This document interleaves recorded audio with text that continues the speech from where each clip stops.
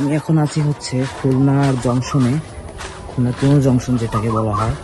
ভাই এখানটা দেখতে খুবই সুন্দর, এই যে। তবে এখানে আসলে রাত্রে আসা রিক্স, মানে এখন বিকেল বাজে, আজান দিচ্ছে আসরে। আমি আসছিলাম একটু ভিডিও করতে, নতুন কিছু গানের সাথে ভিডিও ব্যাকগ্রাউন্ডে দিব এই জন্য। আর এইখানে আসলে একা একা আসছি, কেউ নেই, ফ্রেন্ডের ফোন নিয়ে ভিডিও করতে আসছি। হ্যাঁ, এখানের অবস্থাটা দেখেন, পুরাপুরি ফাঁকা। দুটো ট্রেন, একটা লাল একটা হলুদ, খুবই সুন্দর লাগতেছে এখানে। এখানে কিছু সিনেমাটিক শট পাবো আমি, তবুও কিছু করার নেই, এখানে দাঁড়ানোর মতন সময় নেই আমার। আমি এখন এই যে ট্রেনের তলা থেকে বের হব, দেখি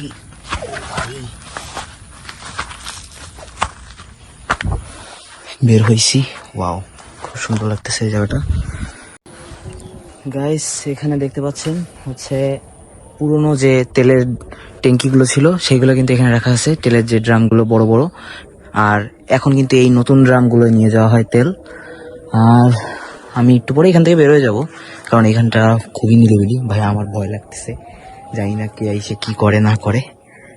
থাকেন, দেখেন কি হয়। এখানে দেখলাম একটা কুকুর কি যেন একটা নিয়ে নাড়াচাড়া করতেছে। এই তুমি কি নাড়াচাড়া করতেছো এখানে? হ্যাঁ, এটা কি চামড়া? ঠিক আছে, তুমি তাকায় আছো, তুমি ভয় পাও না, তোমায় কিছু বলবো না, যাও। তাকায় আছে। হ্যাঁ, ভাবছে আমি ওকে হয়তো কিছু বলবো, কিন্তু ওকে তো কিছু বলবো না, ও ভয় পাইছে। যাক, বিষয় না।